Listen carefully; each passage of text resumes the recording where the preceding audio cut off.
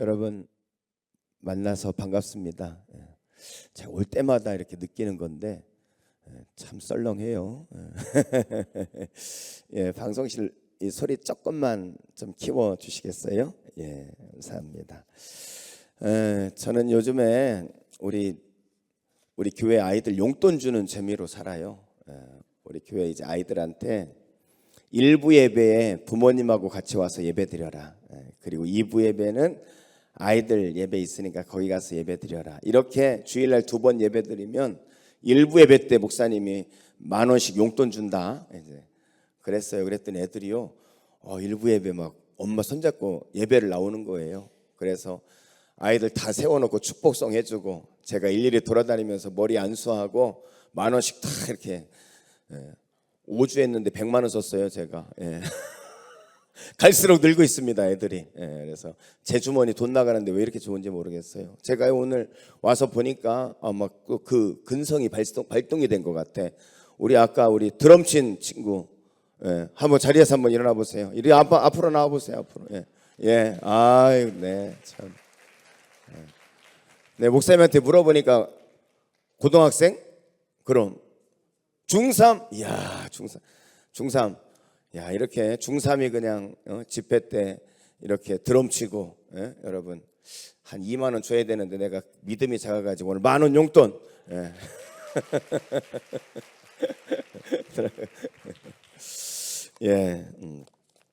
지난 2월에 우리 교회 선교 이제 성도들하고 인도에 선교를 다녀왔어요.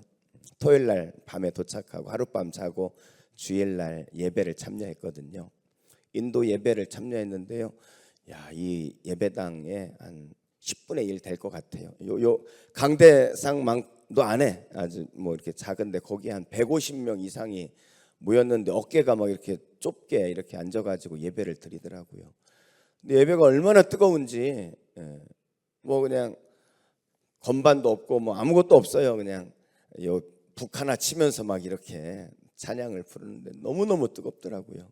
근데 갑자기 목사님이 뭐 안수를 하라고 그래가지고 또 막 안수를 막, 야, 얼마나 사모하는지 그냥.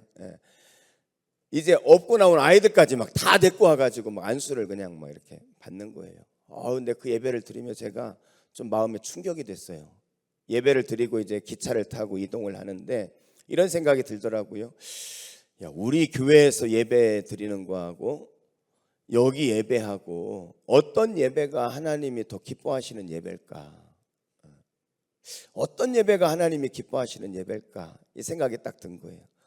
우리 교회는 뭐 세련되게 예배 순서가 촥촥촥촥 새겨져 있고 뭐 악기도 아주 음악도 수준 있게 연주가 되어지고 막. 그런데 어떤 예배를 하나님이 기뻐하실까 하니까요, 제가요 자신이 없더라고요.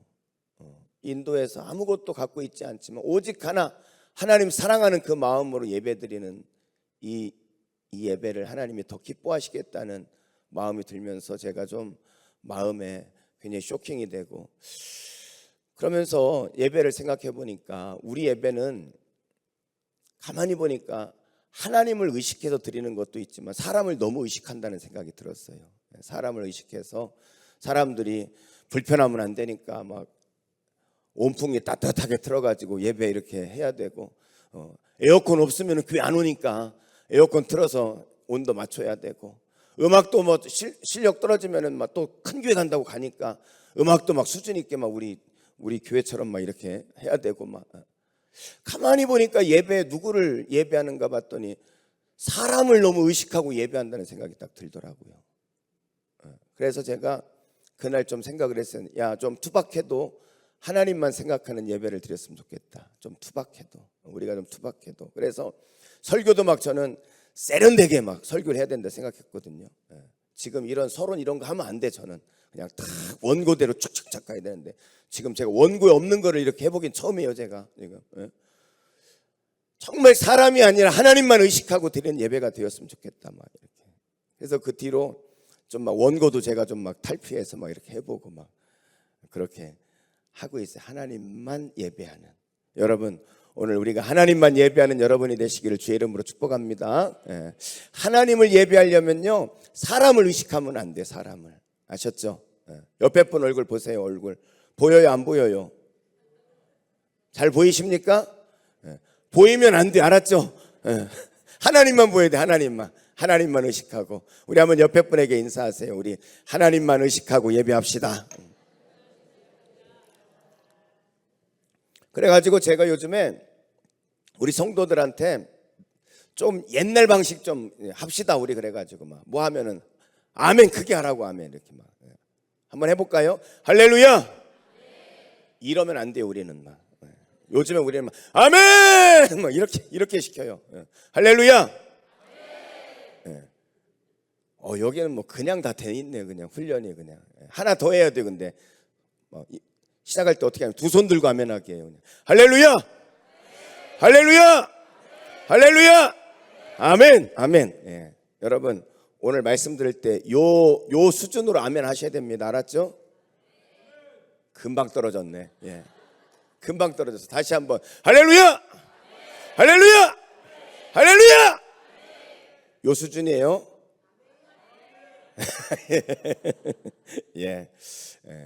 여러분 진짜 우리가 막 하나님 은혜 사모하면서 예배하면 하나님께서 그냥 계시겠어요, 그렇죠? 그러면 여러분이 아멘하면 여러분도 은혜 되지만 말씀 전하는 저도 막 힘이 나가지고요, 막 제가 막 설교를 잘해서 그러는 줄 알고 막 더 막 성령 충만해지더라니까. 할렐루야, 아멘.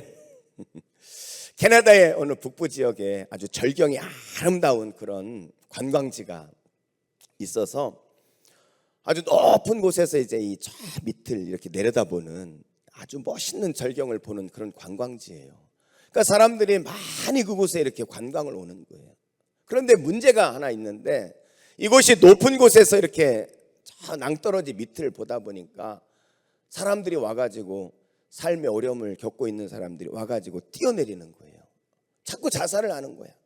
그래가지고 이 시 당국에서 어떻게 하면 이 자살을 막을 수 있을까?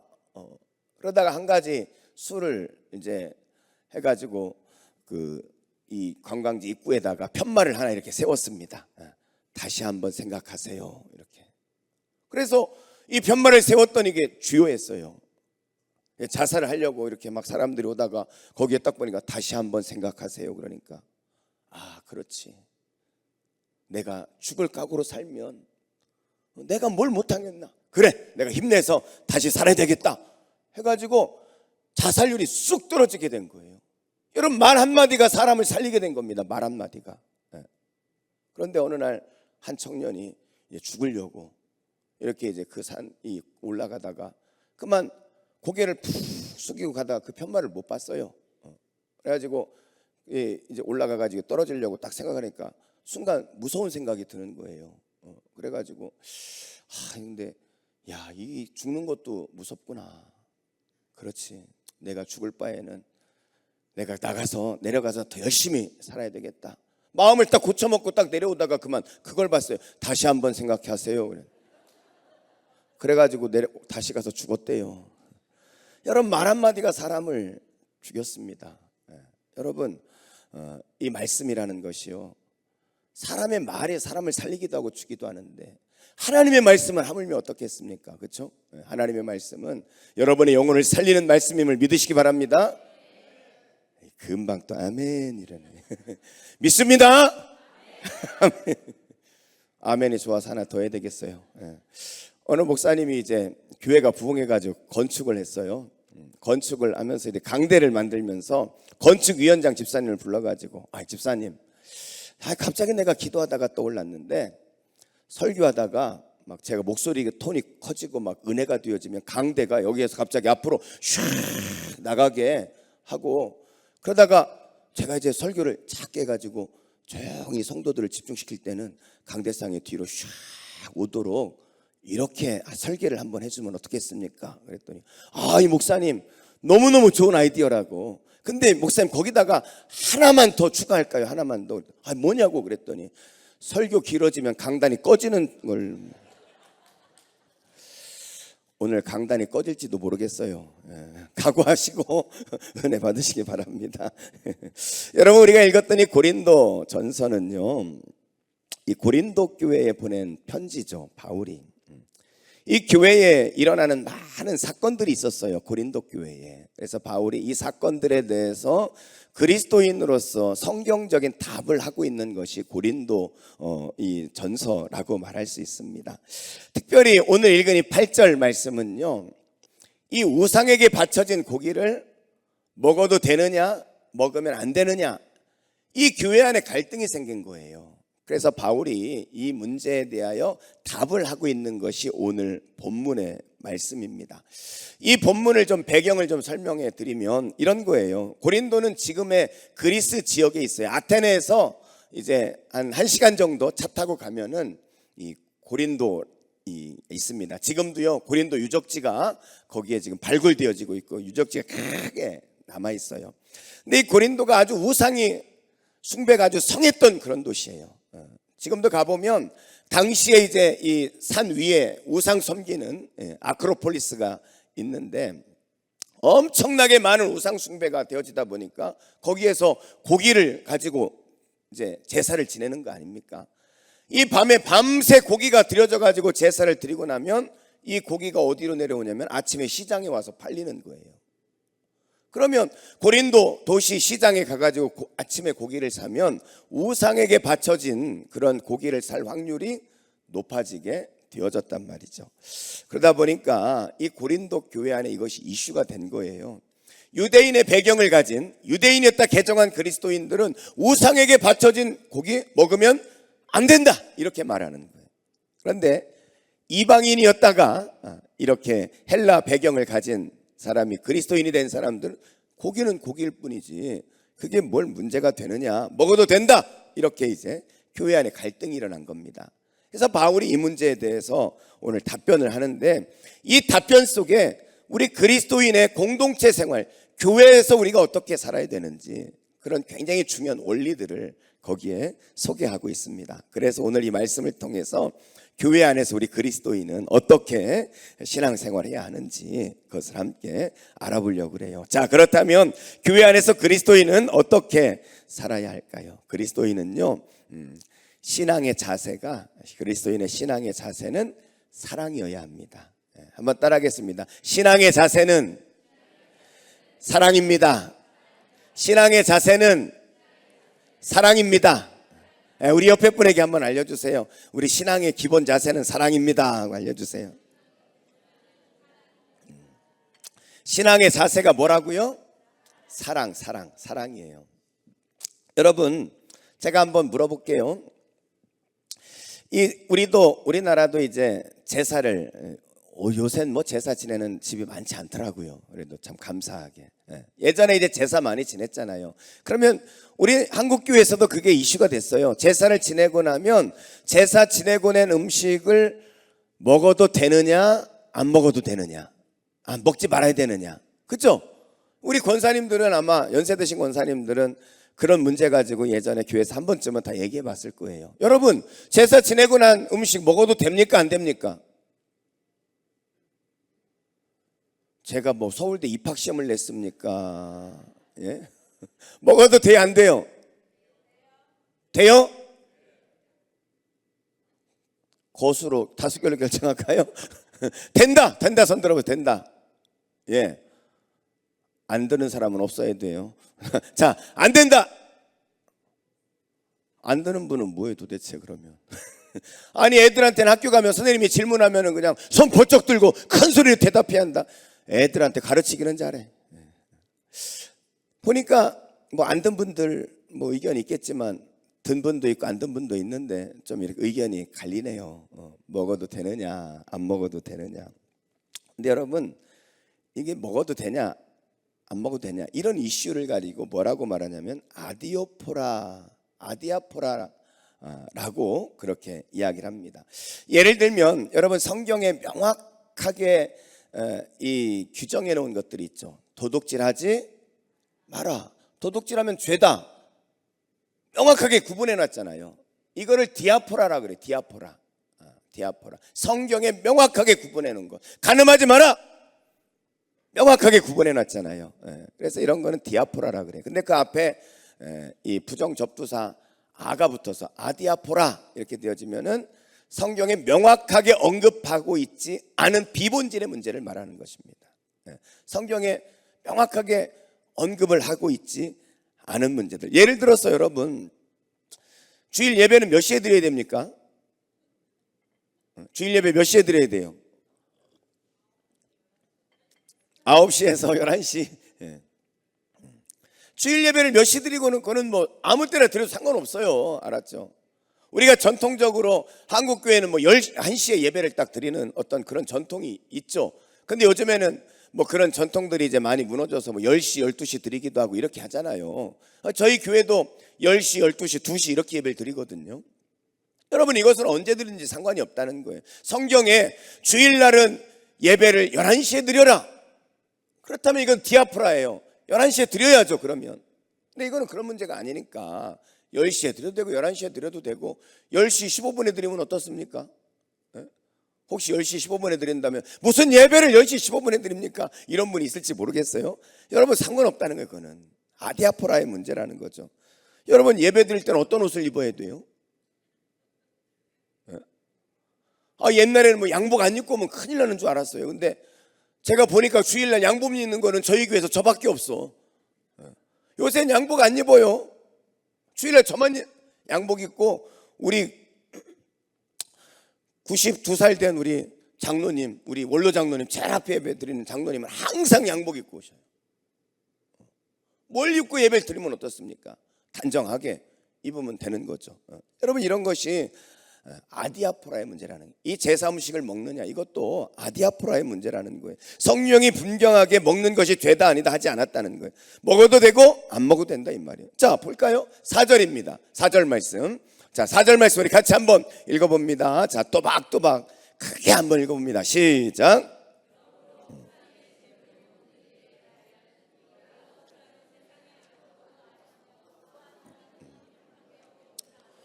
우상의 재물을 먹는 일에 대해서는 우리가 우상은 세상에 아무것도 아니다. 할렐루야.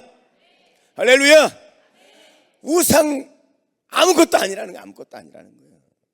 그 뭐 먹고 안 먹고 그게 뭐 그렇게 중요하냐, 이 말씀이시죠. 그냥 음식일 뿐이지 이건 비본질의 문제다, 이 말이에요. 그러면 여러분, 그럼 이것에 대해서는 우리가 어떻게 접근을 해야 돼요? 이 부분에 대해서는 어떻게 접근을 해야 되나? 비본질의 문제에 대해서, 이 아디아포라의 문제에 대해서 어떻게 접근해야 되느냐, 1절 말씀에 보면은 두 가지 접근 방식을 거기에 소개하고 있습니다. 자, 1절, 우상의 재물에 대하여는 우리가 다 뭐를 가지고 있다고요? 무엇을요? 지식이 있는 줄 아나. 우리가라는 것은 고린도 교회를 말해요. 고린도 교회가 이 우상에 대한, 음식을 먹는 것에 대한 지식이 다 있다는 거예요. 지식이 다 있다는 거예요. 여러분, 아까 말씀드린 것처럼 유대인이었다 개종한 사람들은 자기 지식이 있어. 우상에게 바쳐진 음식은 먹으면 안 된다, 자기 지식이 있는 거예요. 이방인이었다 개종한 사람은 이거는 고기는 고기일 뿐 먹어도 된다, 자기 지식이 있단 말이죠. 지식으로 접근을 하는 거예요. 자기의 소견을 가지고 있단 말이죠. 그런데 이 지식을 가지고 접근하게 되어지면 지식은 무엇을 만듭니까? 비판하게 만들고 평가하게 만든다는 거예요. 내가 가진 그 지식을 가지고 상대방을 재보고 그거에 대해서 평가한단 말이죠. 야, 어떻게 우상에 바쳐진 음식을 먹냐, 먹으면 안 돼 하면서 반대쪽을 공격하고 그것은 틀렸다 이렇게 말한다는 거예요. 여러분, 그럽니까 안 그럽니까? 근데 여러분, 그렇게 말하는 사람의 말은 맞아요, 틀려요? 그것도 안 맞는 말이거든, 사실은.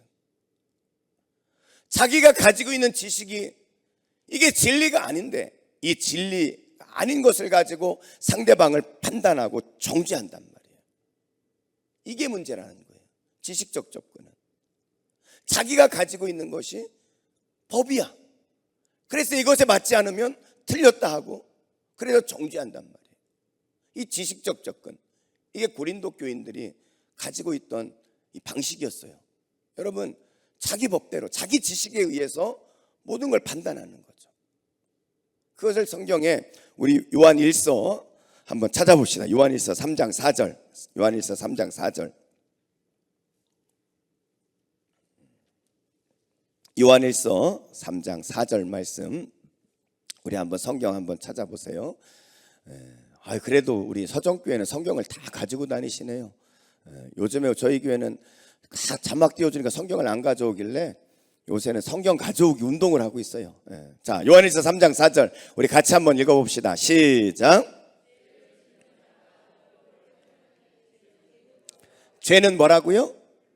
죄는 불법이라는 거예요. 죄는 불법이다. 불법. 여러분 여기서 불법 이랬는데 헬라어로는 아노미아 이런 뜻입니다. 노미아가 법이고 아가 아니 불자로 번역이 된 거예요. 불법. 죄가 불법이래요. 불법. 근데 여러분 여기서 아를 아니 불자로도 번역할 수 있는데 없을 무자로도 번역할 수 있어요. 그래서 죄는 무법이다 이렇게 말할 수 있어요. 무법.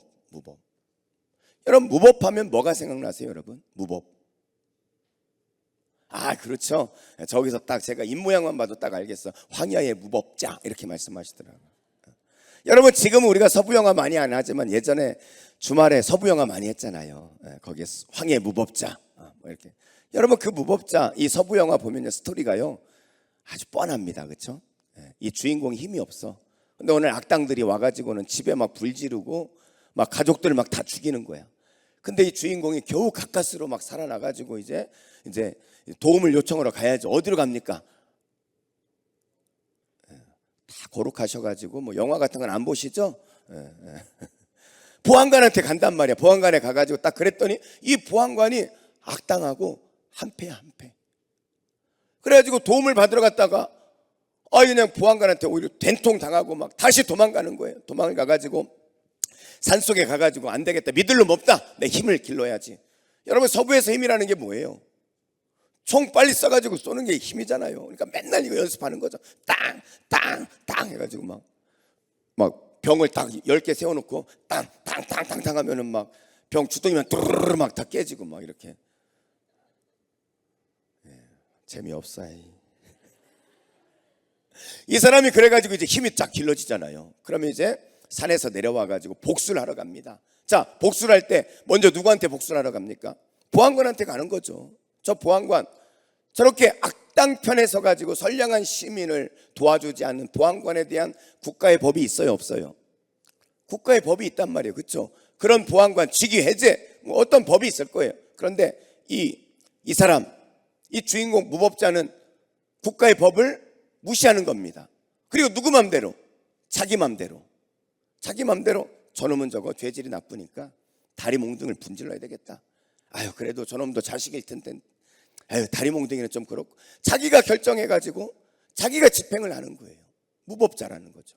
그리고 나서 보안관에게 이제 하고 방송실 죄송해요. 여기 앞에 소리만 조금만 좀 더 키워주세요. 제가 자꾸 목소리가 커지네 자꾸.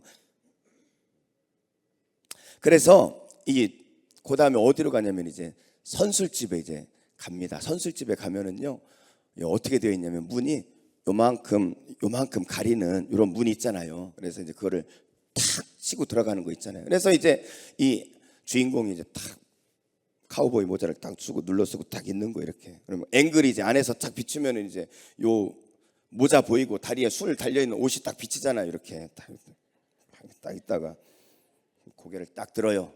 그리고 문을 딱 치고 딱 들어가죠. 딱 들어가면은 안에 꼭 거기에 악당들이 술 먹고 있잖아요. 그러면 그 악당이 딱 있다가 딱 보니까 옛날에 그 비실비실이란 말이죠.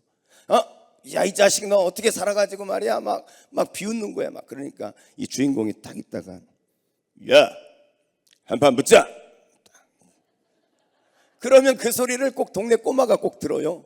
그래 그 동네 꼬마가 다 다니면서 한판 붙는데요. 다 모이세요 막 그래가지고 술집 앞에 이제 광장이 있잖아요. 거기에 이제 사람들이 막 쫙 둘러쓰고 그리고 주인공과 악당이 딱 등을 대고 쓰는 거예요. 그리고 5걸음을 딱 가서 먼저 쏘는 게 이기는 거죠. 하나 둘 셋 넷 다섯 빵 쐈어요. 총 소리가 한 방에 딱 들렸는데 아무도 안 쓰러져. 그래가지고 영화를 보다가 아이고 드디어 주인공이 죽었구나. 낙심을 탁 하려고 하면 그때 악당이 팍 쓰러지죠. 그러면 주인공이 이제 총에 연기를 날리고 슉 하면서 쫙 여기다 꽂습니다. 그리고는 이제 말을 타고 이제 저 석양이 지는 그것을 향해서 딱 하면은 주인공 등에 The End 이러면서 영화가 끝나는 거예요. 그죠 여러분? 여러분 이 사람 주인공을 뭐라고 불렀냐면 무법자라고 불렀어요. 무법자. 여러분, 무법자 하면 우리는 법이 없는 사람이다 이렇게 생각을 하는데 법이 없는 사람이 아니에요. 법을 무시하는 사람이에요. 그런 악당에 대해서, 보안관에 대해서 법이 있잖아요. 그렇죠? 국가의 법이 있는데 그 법은 무시하고 누구 맘대로? 자기 맘대로 하는 거예요. 여러분, 이게 바로 무법자라는 거예요. 그게 죄라는 거예요. 오늘 고린도 교인들은 지식으로 접근하는 거예요. 자기가 가지고 있는 지식 가지고. 그것 때문에 갈등이 먹으면 된다, 안 된다. 자기 법 가지고 상대방을 평가하고 자기 법 가지고 상대방을 비난하고 이렇게 하고 있다는 거예요. 여러분, 이게 무법자라는 거예요. 그게 죄라는 거예요. 그게 죄라는 거예요. 여러분, 부부가 여러분 결혼을 하고 나서 행복하게 살면 얼마나 좋아요? 엄청나게 싸우죠. 엄청나게 싸웁니다. 이 남자는 아버지가 아주 그냥 가부장적인 그런 집안에서 이렇게 그런 집에서 자랐어요. 아버지가 그냥 한마디 하면 집안이 그냥 다 그냥 싹 그냥 조용한 거야. 새벽 2시에 아버지가 막 술 먹고 막 문을 막 문 열어! 문 열어! 애쓰고 있는 것만 알아주세요. 여러분, 재밌게 하려고 제가 문 열어 말이야! 그러면 이제 어머님이 막 앉아 계시다가 딱 가지고 문을 막 딱 아유 고생하셨어요. 막 술 먹고 2시에 들어온 남편을 막 이렇게 봤더니 막 아버지가 보니까 뒤에 술친구를 데리고 왔어. 술상 차려! 그럼 어머니 막 그 밤에 막 술상을 차려내고 막 이런 아버지를 보고 자란 거야, 이 남자는. 그러니 이 남자가 가지고 있는 아버지는 어떤 사람이에요? 명령하고 군림하고, 아내는 그저 순종하고, 이런 아버지, 이런 남편, 이런 아내를 보고 자랐단 말이에요. 근데 반대로 이 아내는 아버지가 아주 자상한 그런 남편이었던 거예요. 아버지였어요. 그래서 아버지가 주말이 되면은 막 앞치마 딱 두르고 짜짜라짜짜짜짜 파게티 막. 오늘은 내가 우리 집 가정 요리사 하면서 막 자녀들을 위해서 막 간식도 만들어주고, 엄마가 막 아프시기라도 하면은 그냥 지극정성으로 아내를 그렇게 돌봐주는 그런 아버지, 엄마를 봤어요. 이 아내 입장에서 남편은 어떤 사람이에요? 자상하게 가족을 돌보는 그런 남편. 아내는 그 남편에게 순종하면서 서로가 서로를 위해주는 그런 가정에서 자랐단 말이에요. 두 사람이 가지고 있는 남편과 아내에 대한 생각이 다른 거예요. 그러니까 뭐가 일어나요? 갈등이 일어나는 거예요. 갈등이. 내가 볼 땐 남편은 이래야 되는데, 내가 볼 땐 아내는 이래야 되는데 서로 다르단 말이에요. 내가 가지고 있는 법과는 너무 다른 거예요. 그러니까 갈등이 일어나죠. 싸웁니다. 다음 날 이제 응원꾼을 찾아가죠. 응원꾼을 찾아가면 이 응원꾼들도 다 무법자거든. 남자가 이제 찾아가지고 친구들한테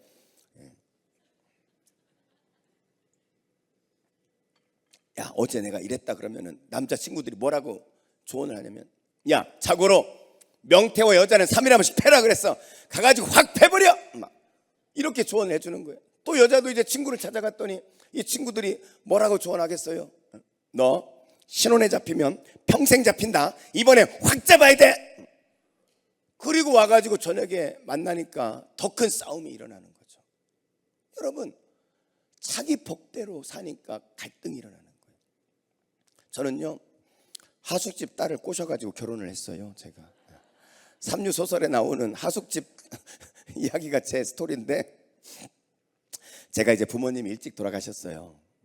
부모님 일찍 돌아가셔가지고 대학교 때 저희 처가에서 얹어 살았어요.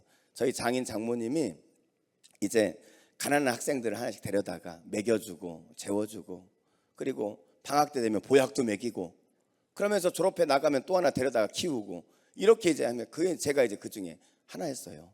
그래가지고 그때 이제 저희 집사람이 저하고 3살 차이 나는데, 제가 대학교 1학년 때 고등학교 1학년이었거든요. 그러니까 뭐 꼬마였죠, 꼬마. 키는 저보다 더 컸는데 항상 이제 꼬마라고 그랬어요. 꼬마라고. 친구들만 야, 우리 하숙집 꼬마야 이렇게 소개를 했어요. 그렇게 살다가 이제 제가 군대를 갔습니다. 군대를 갔다가 와가지고 MDB 신학대학원을 간 거예요. 신학대학원을 가가지고 이게 있어야 될 때가 좀 마땅치가 않은 거예요. 제가 이제 군대 제대하면 뭐 방이라도 하나 얻어야 된다 생각해가지고 장교로 가가지고 돈을 이제 1,000만 원 모았거든요. 그런데 전역하기 이제 한 달 앞두고 이제 적금을 탔는데 형님이 야, 돈 좀 없냐? 그러는 거예요. 우리 형님도 뭐 부모 없이 뭐 이렇게 하다 보니까 그냥 막 굴러먹고 막 하다가 이제 사업 말아먹고 이제 빚이 져가지고 이제 돈 좀 없냐? 그래가지고 제가 이제 형님 돈을 100만 원, 아니 1000만 원 적금 탄 거 주고 1000만 원 대출 받아가지고 이렇게 해줬어요. 근데 우리 형님이 대출 이자라도 좀 잘 내줬으면 좋은데 제가 신용불량자가 돼가지고 너무너무 이제 막 빚 독촉받고 막 그랬죠. 그러다가 이제 어쨌든 졸업하고 이제 신학대학원을 갔는데 있을 때가 마땅치 않아서 제가 이제 다시 찾아갔어요. 저희 장인어른한테. 이제 그때 이제 감리교회 권사님이셨거든요. 그래서 권사님, 제가 이만저만한데 좀 한번 여기 한 학기만 좀 더 있으면 안 되겠습니까? 이렇게 그랬더니 우리 장인이 그래라 그러시더라고요. 근데 그때 지금 저 미얀마에 선교가 있는 우리 친구 선교사님, 그 후배 선교사님이 있는데 고등학교 때 제 뒤로 거기에 들어와 살고 있었거든요. 그러니까 두 명이 이제 같이 있게 된 거예요. 그래서 이제 갔는데 옛날에 꼬마가 이제 대학교를 졸업해가지고 선생님이 돼 있더라고요. 초등학교. 근데 아침에 저녁에 이제 만나면 이 사람이 이제 학교에 있었던 이야기를 막 이렇게, 지금도 오늘도 우리 같이 왔는데 차 타고 오는 내내 학교 얘기 들었어요. 제가 아주 그냥. 근데 그때도 이제 학교 얘기를 이렇게 하는 거예요. 그런데 학교 얘기를 하면은 거기 그 학년에 총각 선생님이 있었거든요. 총각 선생님 얘기를 그렇게 얘기하더라고. 그래서 처음에는 얘가 그 선생님을 좋아하나 이렇게 생각을 했어요. 그런데 어느 날 자꾸 듣다 보니까 내가 괜히 질투가 나는 거예요. 그래가지고 내가 야, 이거 왜 그럴까 내가 그랬더니 질투가 나고 왜 그럴까, 결혼하면 어떨까 뭐 이렇게 되다가 결혼하면 괜찮을 것 같아. 그래가지고 제가 이제 저녁에 야, 우리 내일 새벽기도 가자 제가 그랬어요. 그랬더니 이 사람이 알았다고 따라 나온다는 거예요. 다음 날 이제 새벽기도 가니까 추리닝 입고 뭐 세수도 안 하고 그냥 눈곱 껴가지고 이제 그러고 이제 새벽기도 가는 거예요. 제가 타고 이제 집사람 옆에 딱 타고 이제 가면서 제가 눈곱도 안 떼고 제가 그랬죠. 야, 딱 얘가 이제 그러길래 우리 결혼하자 그랬어요. 제가 사귀자도 아니고 결혼하자 딱 그랬어요. 그랬더니 이 사람이 막 당황을 해가지고 당황할 때 확 해버려야 돼. 그래고 새벽기도 끝나고 대답해. 그리고 이제 새벽기도를 간 거예요. 새벽기도 갔는데 제가 그날 무슨 예배가 되겠습니까? 그냥 말씀 끝나자마자 나와가지고 차에서 기다리는 거예요. 근데 이 사람이 안 나와. 성도들이 막 다 기도하고 갔는데 막 안 나오는 거예요. 기다리고 있는데 드디어 딱 나오는 거예요. 딱 앉았길래 어떻게 됐냐? 그랬더니 이 사람이 자기가 대학교 다닐 때 장로님이 이성교제에 대해서 이렇게 강의를 해주셨는데 배우자에 대해서 막 아주 자세하게 쓰라고 했다는 거예요. 그래가지고 막 그날 와가지고 일기장에다가 배우자 조건 70 몇 가지를 썼대요. 야, 진짜 그 70 몇 가지를 맞춰보려니 시간이 얼마나 걸렸겠어.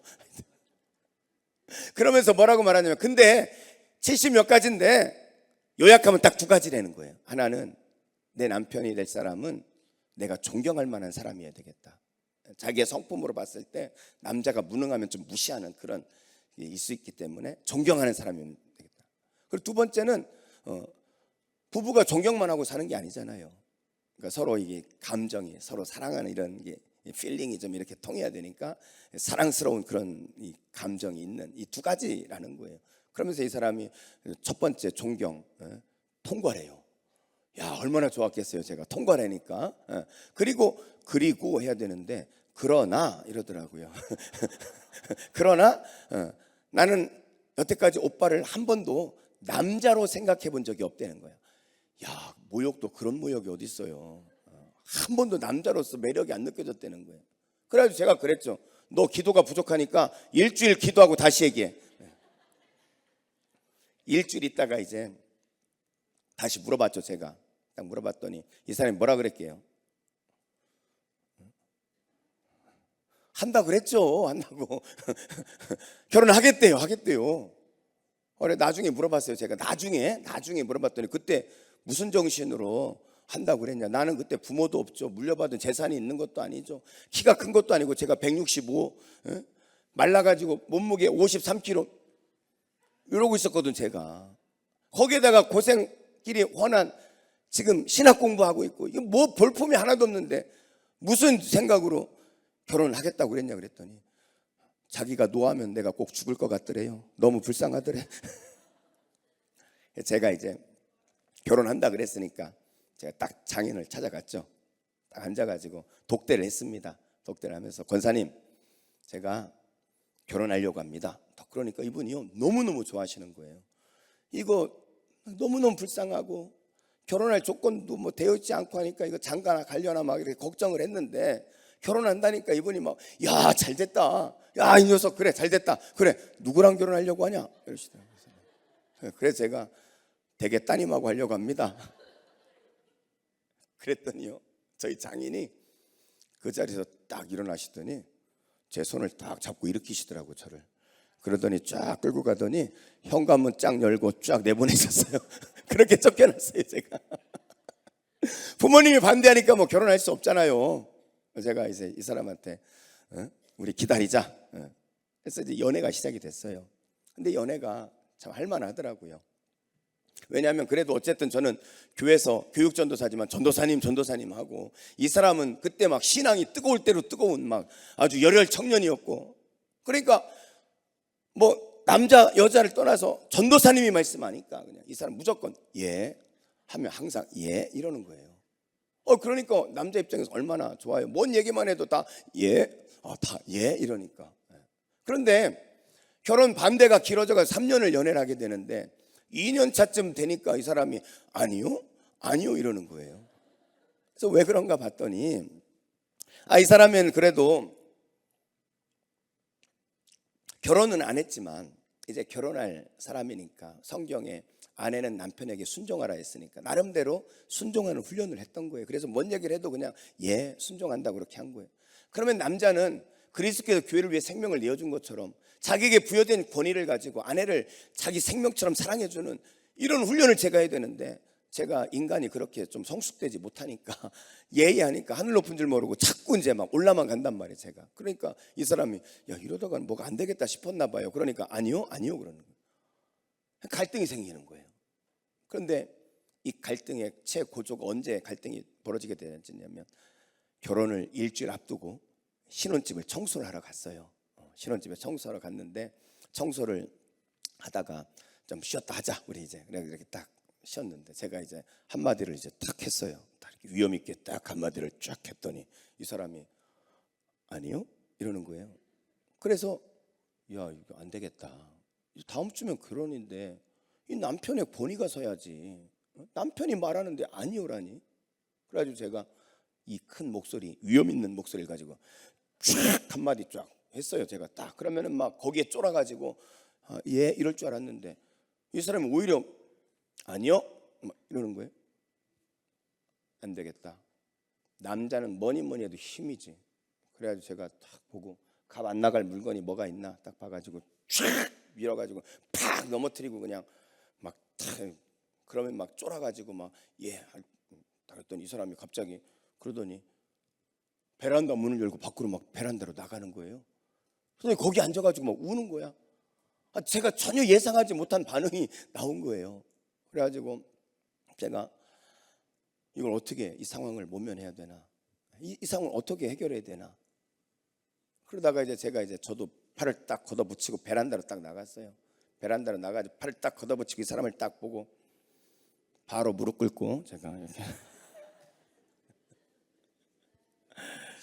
근데 그리고 났는데 결혼하는 게 자신이 없어지더라고요.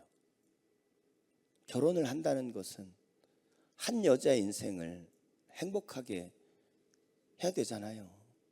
아니 자식을 낳으면 그 자식의 인생을 책임져야 되는 건데 저는 그 자신이 없는 거예요. 저는요 저희 아버님이 이 알코올 중독이셨어요. 중학교 1학년 때 돌아가셨는데 아버지가 알코올 중독, 그러니까 매일 술에 찌들어 있고 술이 좀 덜 취한 날은 그냥 우리 형제들 딱 앉혀놓고 이놈의 새끼들 다 앉아! 뭐 딱 앉혀놓고 막 훈계를 시작하시는 거예요. 훈계를 1시간 막 하면 무릎 꿇고 앉아가지고 훈계 듣다 보면 여기 아파가지고 조금 막 이러면은요 허리띠를 쫙 풀러가지고 쫙 때리면서 그냥 아버지가 말씀하시는데 막 하면서 막 그런 아버지를 보고 자랐어요. 그런 아버지가 좋은 남편이 됐겠어요? 저희 어머님이 항상 안팎으로 살림을 책임져야 되고, 제가 초등학교 5학년쯤이었던 것 같아요. 지금도 그 장면이 너무너무 서운해. 잠을 자다가 이렇게 깼는데 아버지하고 어머니하고 막 싸우는 거예요. 싸우는데 앉아가지고 말로 싸우는 게 아니라 일어나가지고 두 분이서 막 이렇게 싸우고 있는 거예요. 근데 아버지가 막 술이 막 취해 있는 상황인데 어머님이 그냥 샥 밀었는데 아버님이 그냥 그 무서운 아버지가 그냥 저게 덩그랑하고 막 나가 떨어지는 거예요. 그 장면이 지금도 너무너무 선해요. 얼마나 그때 무서웠는지. 이런 아버지, 이런 남편을 보고 자랐으니까 내가 이게 어떻게 해야 좋은 남편이고 좋은 아버지가 되는 건지. 그래서 제가 결혼을 일주일 앞두고 하나님 앞에 진짜 심각하게 기도를 했어요. 하나님, 나 이 결혼 못 하겠습니다. 내가 한 여자 인생을 내가 자식을 낳는다면 그 자식의 인생을 내가 망칠 수 없습니다. 나 이 결혼 못 하겠습니다. 내가 좋은 본을 보고 자란 것도 아니고 어떻게 해야 될지 나는 모르겠습니다. 난 이 결혼 못 하겠습니다. 막 하나님 앞에 심각하게 막 기도를 했어요. 그런데 한 수요일쯤 됐는데 하나님이 제 마음 가운데 이런 마음을 주시더라고요. 그래, 네가 좋은 모델을 못 보고 자란 건 내가 인정한다. 그런데 네가 주일학교 때부터 교회 다니면서 하나님 말씀을 배우지 않았냐. 생각해봐라. 말씀대로 사는 좋은 그리스도인이 되어질 수 있다면 좋은 남편 될 수 있지 않겠니? 말씀대로 사는 좋은 그리스도인만 되면 좋은 아빠 될 수 있지 않겠니? 하나님 이런 마음을 주시는 거예요. 그러면은 해볼만 하겠더라고요. 매뉴얼이 있잖아. 매뉴얼이 여기. 이렇게 해야 좋은 남편이다. 이렇게 해야 좋은 아빠다. 매뉴얼이 있으니까 그러면 할만 하겠다 해가지고 토요일날 결혼을 하게 됐잖아요. 결혼을 하는데요, 막 우리 집사람이 막 입이 이렇게 걸렸어요. 저희 집사람이 무남동녀 자식이라고 딱 하나밖에 없는데 어머니랑 헤어지니까 좀 울면서 좀 엄마 이래야 되는데 좋아가지고 입이 이렇게 걸려가지고 막 이러니까요, 저희 장모님이 딱 오더니 집사람 여기를, 야 이년아, 그렇게 좋아? 네가 그렇게 좋아? 그렇게 결혼했어요. 얼마나 행복했겠어요. 그날 토요일날 결혼을 하고 주일날 사역을 해야 되니까 신혼집에서 첫날을 지냅니다. 첫날을 지내면서 제가 집사람을 앉혀놓고 예배를 드렸어요. 그날 요한복음 4장 사마리아 여인과 예수님과의 만남에 대한 스토리를 가지고 말씀을 제가 전했어요. 이 여인이 남편이 행복하게 해줄 거로 알고 결혼을 했는데 행복하게 하지 않았다. 그래서 또 바꾸고 이 남편은 행복하게 해주겠지 했는데 행복하지 않아서 또 바꾸고 5번을 남편을 바꿨다. 눈치가 빠르시네. 예. 제가 집사람을 앉혀놓고 그렇지. 당신, 내가 당신을 행복하게 해줄 거는 꿈에도 생각하지 마라. 신혼 첫날 꿈에도 생각하지 마라. 내가 말이야. 그리고는 제가 한 주간 있었던 스토리를 이야기를 했어요. 난 결혼할 자신이 없었고 좋은 남편, 좋은 아빠 될 자신이 없다. 그런데 하나님께서 하나님의 말씀대로 사는 좋은 그리스도인이 되면 좋은 남편, 좋은 아빠 될 수 있겠냐? 그 마음을 주셔서 내가 결혼하게 됐다. 당신, 네가 주는 물은 먹으면 또 목마르지만 내가 주는 물은 영원히 목마르지 않다라고 말씀하시지 않았냐? 네가 추구하는 남편이 행복하게 해줄 거라고는 꿈에도 생각하지 말고 우리 부부가 당신 법대로도 말고 내 법대로도 말고 우리가 하나님의 말씀의 법대로 좋은 그리스도인이 되면 좋은 남편, 좋은 아내, 좋은 아빠, 좋은 엄마 되지 않겠냐? 우리 부부는 내 법대로 살지 말고 말씀의 법 위에 우리 가정을 세우자 하고 성경을 덮고 이 사람 손을 잡고 제가 기도하고 그리고 저희 부부의 삶이 시작이 됐습니다. 그러고 나니까 부부싸움이 싹 사라졌죠 라고 말하면 좋겠지만 갈등이 있었지만요. 근데 제가요, 한 가지 제가 지금도 자랑할 수 있는 게 하나 있어요. 저희는요, 싸워가지고 누가 집을 나갔다든지 아니면 각방을 썼다든지 아니면 등 돌리고 잤다든지 아직은 한 번도 없어요. 저희는 해가 넘어가기 전에 풀으라 그랬잖아요. 여러분, 자기 법대로 사는 게 죄라는 거예요. 오늘 고린도 교인들은 자기 법을 가지고 서로 판단한 거예요. 이건 우상에게 바쳐진 거니까 먹으면 안 된다. 너 왜 먹냐? 이쪽에서는 야, 고기는 고기일 뿐이지 뭘 그게 먹는 게 뭐 죄냐? 자기 법을 가지고 서로 판단하고 그러다 보니까 싸움이, 교회 안에 싸움이 자꾸 일어나는 거예요. 지식적으로 접근하는 겁니다. 그런데 바울은 새로운 접근을 우리에게 알려주고 있어요. 자, 1절 말씀 다시 봅니다. 1절 말씀. 자, 1절 말씀 같이 한번 또 읽도록 하겠습니다. 시작.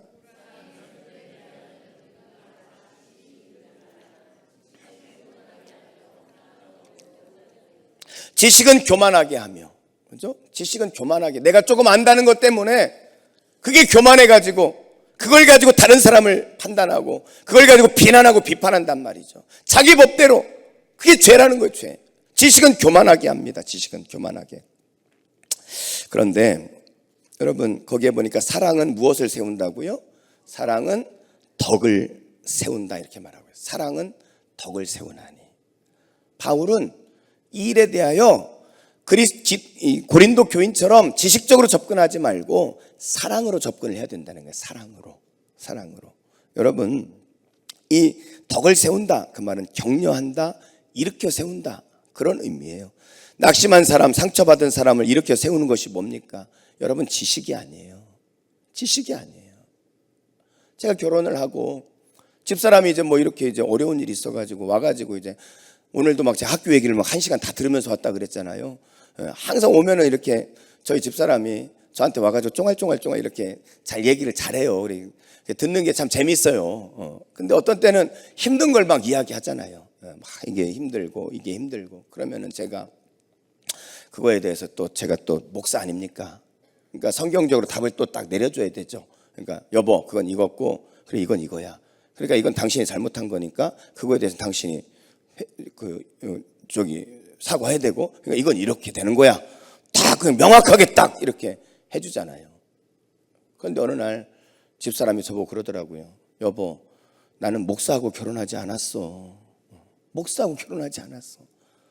내가 몰라서 얘기하는 거 아니고, 내가 그냥 당신한테 들어달라고 말하는 건데, 그럴 때마다 목사가 돼가지고 이건 이렇고 저건 저렇고 지식적으로 자꾸 접근하는 거죠. 제가 그냥 들어만 줘. 그래서 제가 몇 번 혼났어요. 그리고 나서 이제는 잘 들어줘요. 이제 잘 들어줘요. 근데 어느 날이었어요. 한 작년인가 우리 둘째하고 셋이 이제 집사람하고 이렇게 앉아 있는데 집사람이 이제 막 또 얘기를 막 했어요. 그랬더니 우리 둘째가, 엄마, 그건 엄마가 잘못했고, 그러니까 이거 엄마가 사과해야 되고, 이건 이거고, 이래야지. 딱 이러는 거예요. 제가 머리를 한 대 맞은 것 같더라고.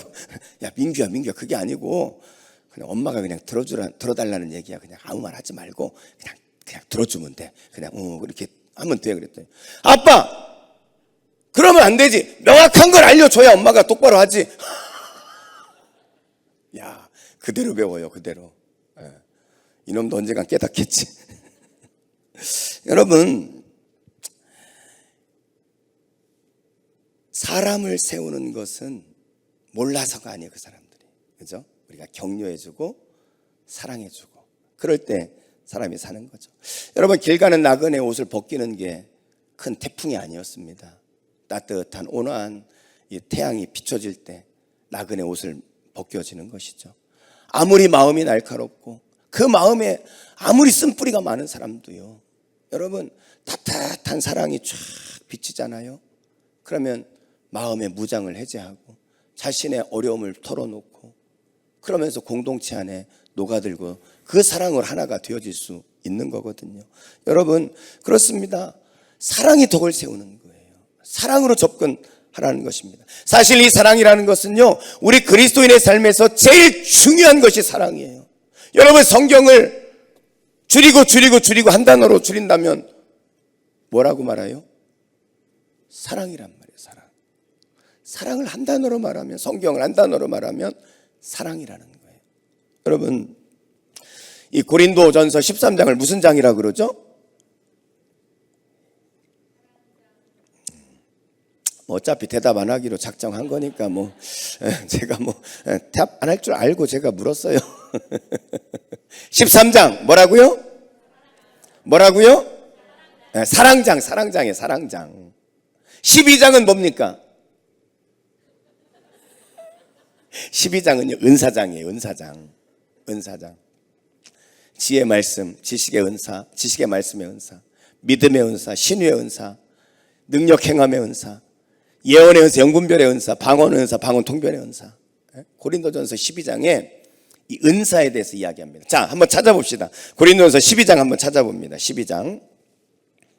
고린도전서 12장 한번 찾아보세요. 쭉 은사에 대해서 쭉 설명해요. 은사에 대해서. 그리고 나서 12장 마지막 장이 몇 절이에요? 31절이죠. 31절. 자, 31절 말씀 우리 같이 한번 읽어보겠습니다. 31절 말씀 시작.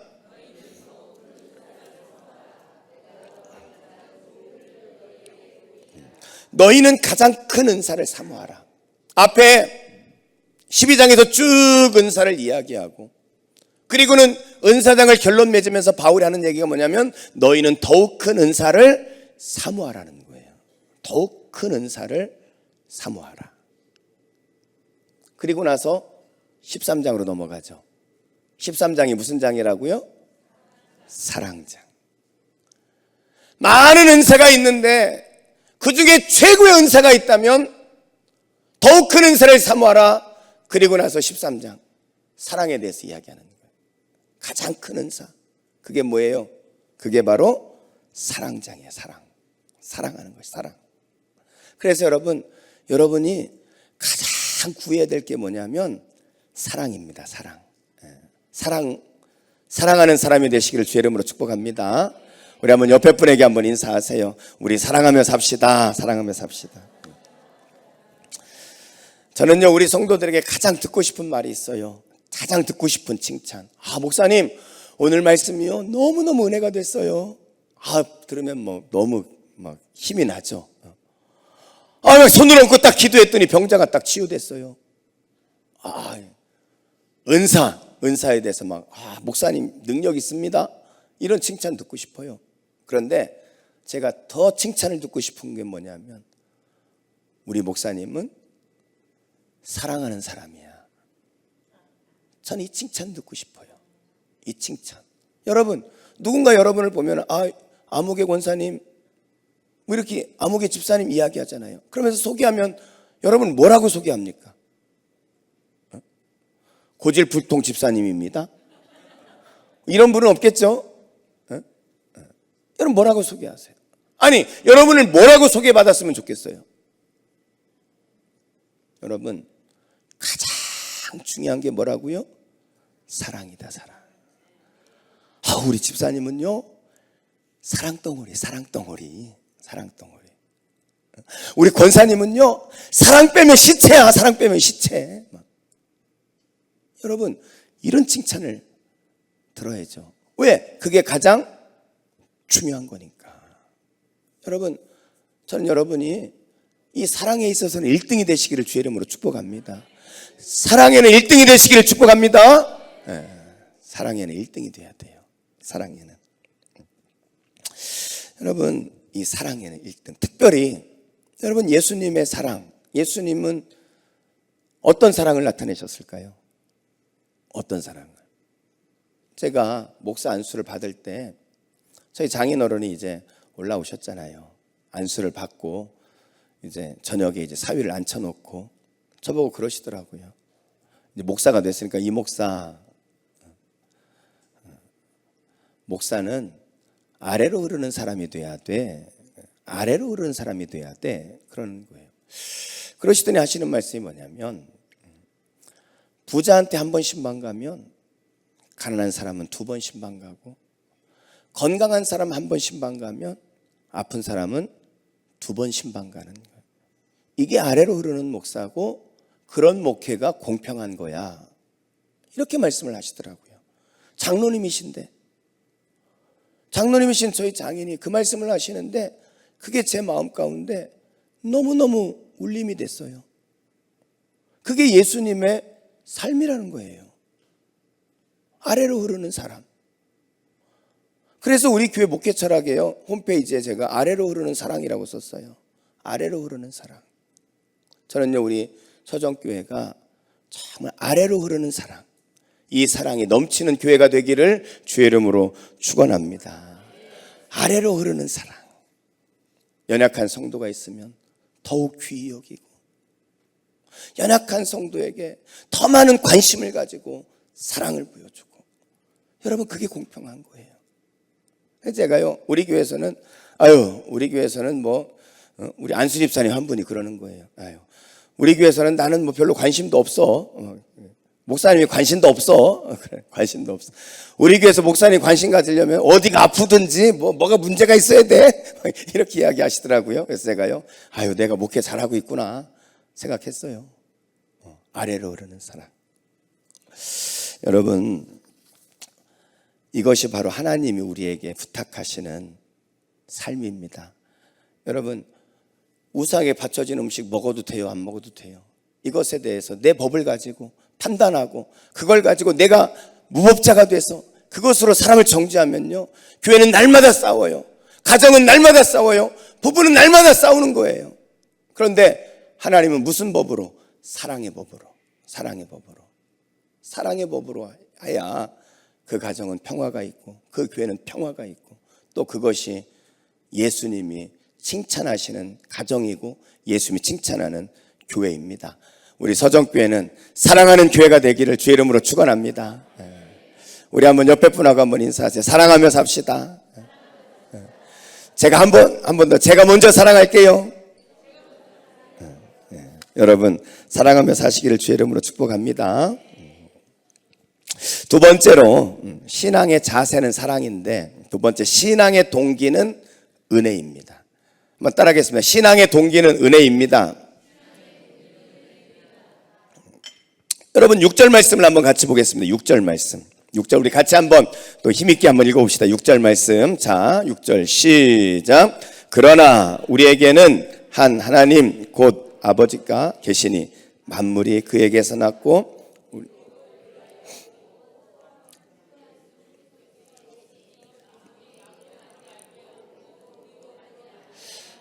여기 보니까 만물이 그로 말미암고 우리도 그로 말미암아 있다는 거예요. 우리의 모든 것이 하나님으로부터 있다는 거죠. 여러분, 믿으십니까? 모든 것이 하나님부터 오신 걸 믿으세요? 두 손 들고 아멘! 모든 것이 주님으로부터 왔다는 거예요. 이걸 다르게 말하면 은혜라고 말하는 거죠. 은혜라고 말하는 은혜. 여러분, 은혜가 뭡니까? 은혜가 뭐예요? 제가 이렇게 물었더니요, 어떤 분이 그래요. 우리 앞집에 지혜 언니가 은혜라고. 제가 이제 은혜 설명할 때 꼭 이야기를 하거든요. 근데 제가 재작년에 중국 심천에 이제 말씀을 전하러 갔어요. 그런데 이제 거기 가가지고 이걸 물었어요. 이제 은혜가 뭐냐고. 그러면서 이제 다 이제 뭐 있을 때 제가 어떤 분이 그렇게 대답하더라고요. 자기 앞집에 지혜 동생이 은혜라고. 제가 그랬더니 막 교회에 있는 막 성도들이 막 다 막 그냥 박장대소라고 웃는 거예요. 왜 그런가 봤더니 어느 집사님네 애가 지혜 은혜야, 이름이. 은혜가 뭐냐? 은혜. 어느 목사님이 이렇게 설명을 하더라고요. 두 자매가 있었는데 어느 날 교통사고가 나가지고 같이 천국에 갔어요. 천국에 갔는데 천국 입구에서 베드로가 딱 맞이하더니 천국에 대한 오리엔테이션을 쫙 시켜주는 겁니다. 오리엔테이션을 쫙 시켜주는데 진짜 천국이 너무너무 좋은 거야. 그래서 막 천국에 대해서 막 이렇게 너무너무 막 황홀해 하고 있는데 베드로가, 그런데 천국에서 딱 한 가지 주의할 게 있습니다. 천국에서는 절대로 오리를 밟으면 안 됩니다. 오리를 밟으면 안 된다. 그래가지고 자매가 딱 보니까 진짜 천국 곳곳에 막 오리가 꽥꽥꽥꽥 하고 막 돌아다니는 거예요. 베드로의 경고가 있었으니까 이 두 자매가 오리를 안 밟으려고 막 잘 피해 다니다가 그만 한 자매가 오리를 콱 밟아버렸네. 오리 밟지 말라 그랬는데. 근데 그날 저녁에 베드로가 한 남자를 탁 데리고 오는 거예요. 세상에 못생겨도 이렇게 못생긴 남자가 있으니, 진짜 못생긴 남자를 딱 데리고 오더니 오리 밟은 그 자매한테 당신 오리 밟은 죄로 이 남자하고 평생 살아야 됩니다 막 이런 거예요. 오리 밟아가지고 제일 못생긴 남자하고 사는 거예요. 그런데 그걸 보고 다른 자매가 어땠겠어요? 경고가 됐겠죠. 그래서 절대로 난 오리를 밟지 않겠다. 그래가지고 진짜 오리를 잘 피해 다녔어요. 그런데 어느 날 베드로가 너무너무 잘생긴 남자를 하나 데려오는 거예요. 남자를 하나 탁 데리고 오더니 당신하고 결혼을 하라는 거예요. 그래서 이 여자가 생각했죠. 야, 내가 이 무슨 복이냐. 이렇게 잘생긴 남자고 내가 결혼을 하다니. 막 그래가지고 너무너무 좋아가지고 그 남자한테 물었어요. 아니, 어떻게 당신같이 이렇게 멋있고 잘생긴 남자가 나하고 결혼했는지 모르겠어요. 그랬더니 이 남자가 하는 말이, 나도 모르겠다고. 나도 아까 오리 밟은 것밖에 난 없다고. 막.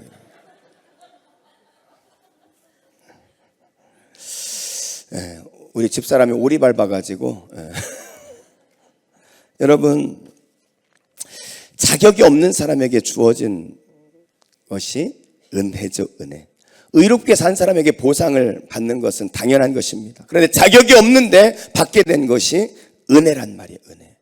우리가 신앙생활을 할 때 신앙의 동기, 내가 주일을 예배 나오고 11조를 드리고 내가 봉사하고, 이 모든 동기가 뭐야 되느냐? 하나님의 은혜여야 된다는 거예요.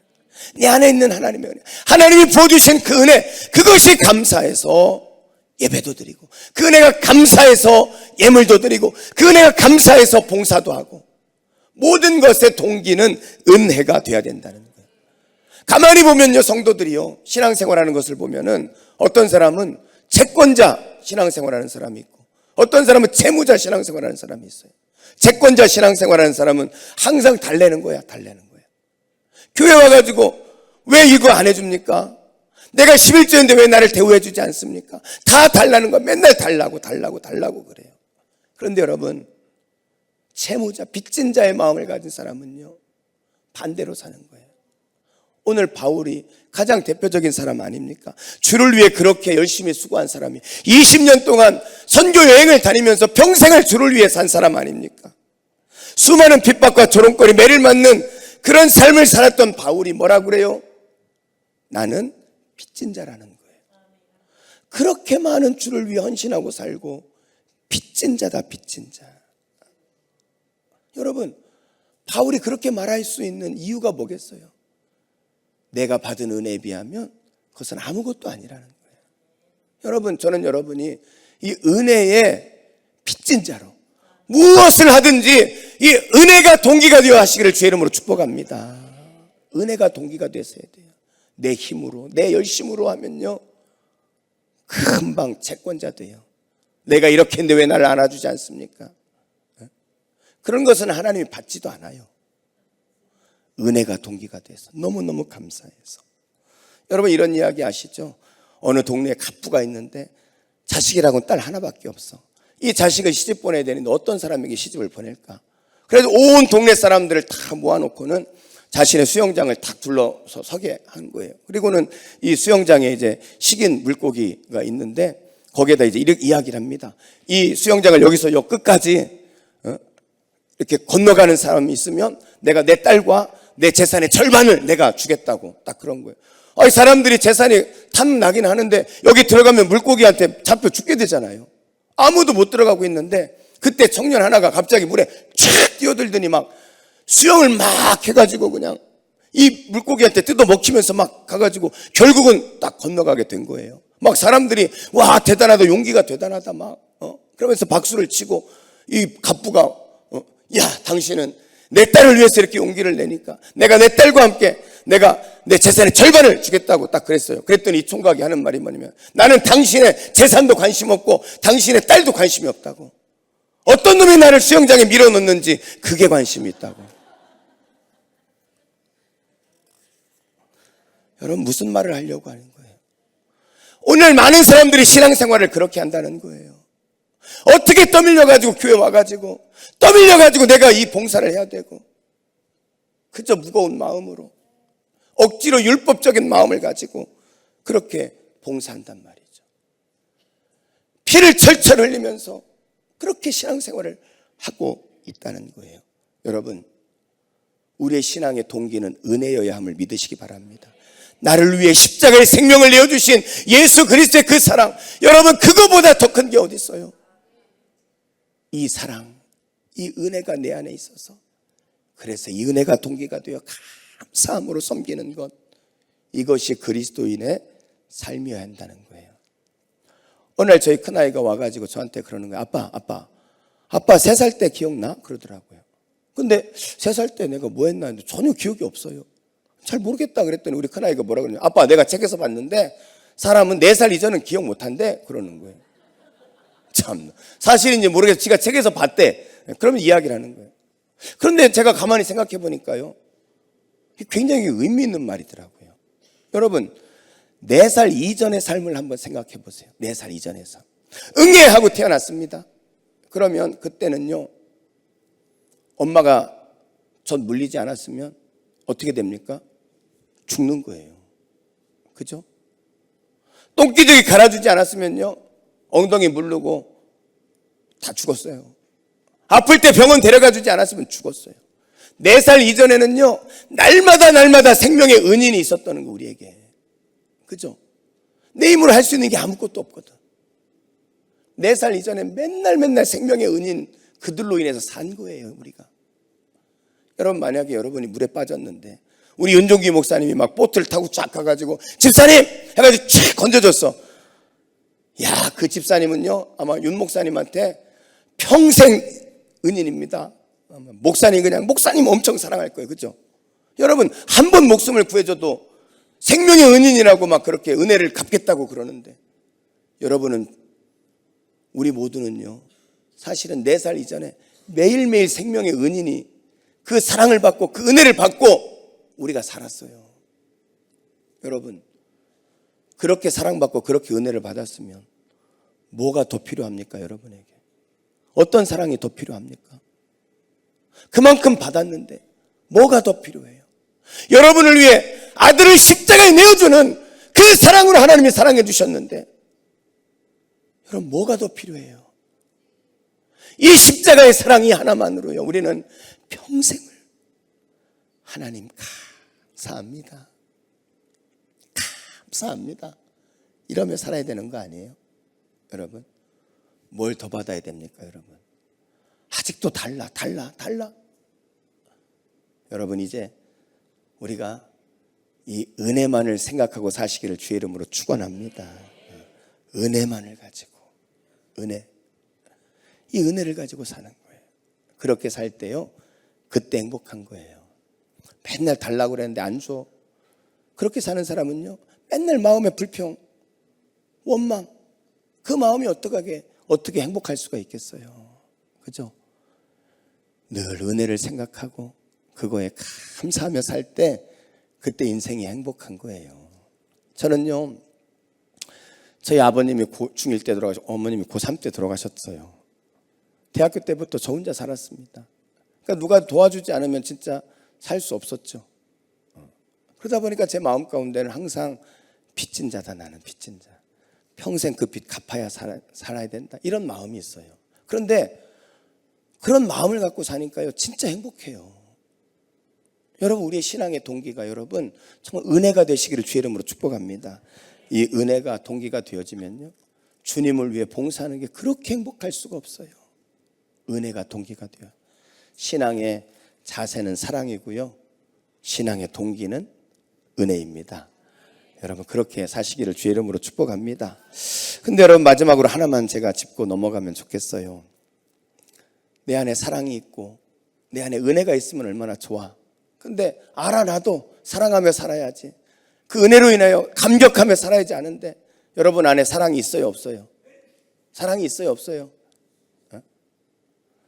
여러분, 우리는 어떤 걸 사랑이라고 생각하냐? 내가 잘해줄 때, 상대가 잘해줄 때 나도 잘하고, 이거를 사랑이라고 생각해요. 그러면 여러분, 상대가 잘 안 해주면 어떻게 해요? 나도 잘 안 해주잖아, 그렇죠? 여러분, 이게 사랑이에요? 이게 사랑입니까? 아닙니까? 이건 사랑이 아니에요. 이거는 본능이야, 본능. 여러분, 집에 개 기르는 분들이 있으시죠? 저희 집은 이제 우리 집사람이 개를 하도 무서워서 개를 안 기르는데, 신방 가보면 이제 개 기르는 집들이 있어요. 가면은요, 개가요, 딱 알아봐. 와가지고 딱 이렇게 와가지고요, 제 무릎에 딱 온다니까, 이 개들이 이렇게. 예. 그러면 개를 막 이렇게 쓰다듬어 주면은 막 꼬리를 막 흔들면서 막, 이놈도 지가 사랑받는 걸 알아요. 근데 있잖아요, 만약에 그 개한테 내가 이따가 한번 해보세요. 그럼 강아지가 어떻게 합니까? 좀 아까 나 쓰다듬고 사랑해줬으니까 그래도 꼬리를 이렇게 흔들까요? 아니요. 강아지가 어떻게 해요? 금방 그냥. 여러분, 날 잘해주는 사람한테 잘하고 나를 힘들게 하는 사람을 미워하는 거, 이건 사랑이 아니라는 거예요. 이거는 강아지도 한다니까. 이건 본능이에요. 그럼 그 사랑은 원수를 사랑하는 거예요. 원수를 사랑할 수 있는 사랑이 내 안에 있냐는 거예요. 원수를 사랑할 수 있는 사랑이. 여러분, 사랑은요, 하나님으로부터 나오는 거예요. 하나님으로부터. 하나님이 사랑 아닙니까? 하나님의 사랑이 내 안에 있으면요, 사랑은 저절로 흘러가는 거예요. 하나님의 은혜가 내 안에 있으면 은혜가 저절로 흘러가는 거예요. 그래서 이 사랑은 성령의 열매라는 거예요. 성령이 내 안에 충만하면 사랑이 저절로 나가는 겁니다. 아멘. 그래서 우리가 구할 것은 뭐예요? 우리가 구해야 될 것은 하나님의 사랑 안에 거하는 거예요. 그래서 예배하는 거예요. 그래서 날마다 기도하는 거예요.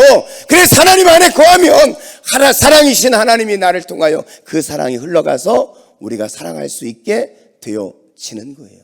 그 은혜가 내게 풍성히 내려져야 그 은혜에 감사하면서 신앙생활을 할 수 있게 되어지는 것입니다. 그래서 여러분, 하나님 사랑하게 해주세요 라고 기도해야 되겠지만은, 그러나 더 근본적인 기도는 하나님, 내가 하나님 사랑 안에, 하나님의 사랑이 내 안에 거하게 해주십시오. 하나님의 은혜가 내 안에 거하게 해주십시오. 성령으로 충만하게 해주십시오. 이게 내 안에 되어지면요, 사랑하게 되어지고 은혜로 살게 되어지는 거예요. 전 여러분들이 하나님의 사랑에 이렇게 깊이 뿌리 박혀서 그 사랑을 흘러보내고 은혜를 흘러보내는 그런 삶을 사시기를 주의 이름으로 축원합니다.